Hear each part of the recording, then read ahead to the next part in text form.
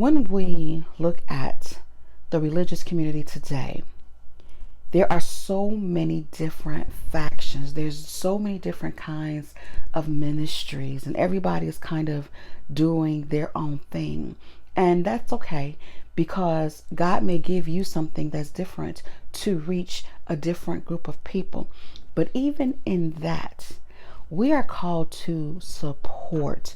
We should support each other. At no point should there ever be competition or strife within the body of Christ. There is one Lord, there's one faith, there's one baptism, and the Spirit of God should be in all of us, and that should unite us and allow us to support each other.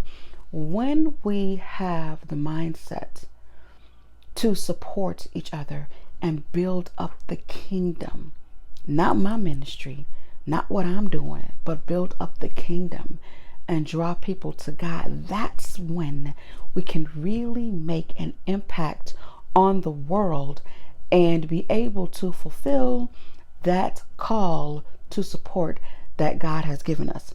So once again, I thank you for tuning into the Sanctuary Academy. It's such a pleasure to be here and present this lesson to you. Once again, go to the website www.thesanctuary.academy because the classes are live. Enrollment is now open for the spring quarter, which starts on March 1st. The classes are filling up. You don't want to miss this, so go there and register for class now. So this week's subject, call to support. And there's one thing specifically in this unit is that we're talking about the call of women and the critical role that women played in the establishment of the Christian church, which women still play a vital role today. And so we're looking at this and these women, and it starts out in Luke, and it talks about the women, Mary Magdalene and the different women who were healed of evil spirits and that God saved them. And that's significant because the first thing it talks about is their salvation and their deliverance. Before we can effectively support the ministry, we've got to be saved. We've got to make a change to make sure that we are fit to support that role. We can't skip over that step. So the first thing it talks about is when they were saved, the difference, the change that occurred in their lives once they encountered Jesus. I'm not the same since Jesus came into my life. So that is the piece. He saved, and that's the first thing it talked about. And once these women became saved, they supported Jesus' ministry. They followed him and they did whatever they could do to support him. And this is something that's very important because sometimes we look at other people, or you'll see strife between men and women, which is not necessary.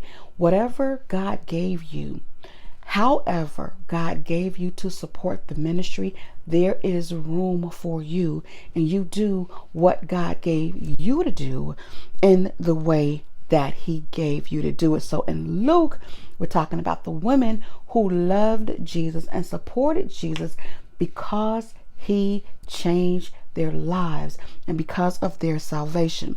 And then when we move over to the Gospel of Mark, we see this group of women at the crucifixion, and they were still there. And when you speak of that, being there at that time as a follower of Christ was dangerous, but they were there and they still supported Jesus through the cross.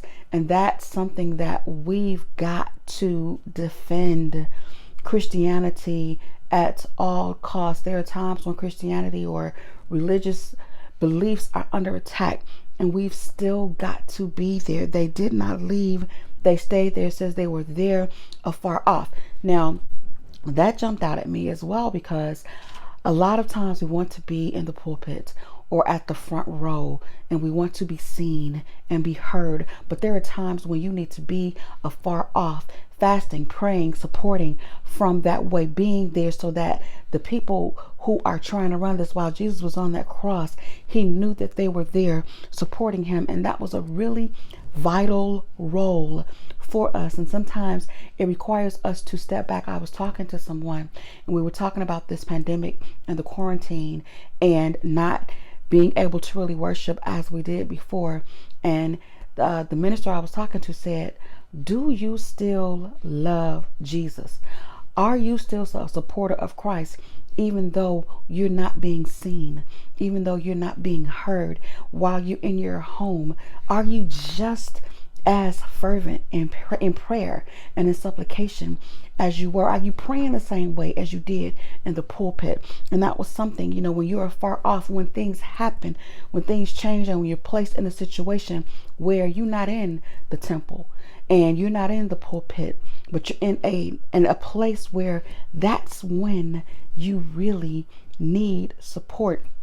Even our ministers who have been in the ministry and they're not in the pulpits right now, they need support now more than ever. Are we still willing to support like that? It's glamorous to be the armor bearer, right? And the minister, when you're walking in and you're behind a pastor and everybody sees you and they know that you're connected and you have this high position.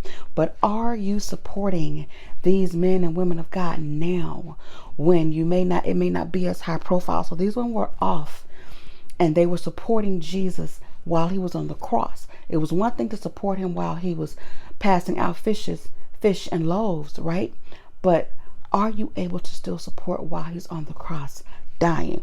And then we see here in the last in the book, we go over to the gospel according to St. John, and we see Mary Magdalene, who was there at the tomb. And she was looking for Jesus, and she was there weeping, and the angels appeared unto him and to her. And then Jesus himself appeared unto Mary, and he told her who he was, and she recognized him, and she called him Master, Rabboni, which is to call him master. And she understood, and she still supported him at that point. And he told her he couldn't touch her. Don't touch him yet, because he needed to go to his father. But listen to this. He told Mary to go back and tell the disciples that she has sent him. Now, when I read that, it just gave me joy, because I want to be the kind of woman that God can trust to deliver a message. How powerful is that? She didn't know who he was when she first saw him. So he could have just stayed there, let her come, let her go, not tell her anything, and definitely not send a message about her. He chose to trust her with a message.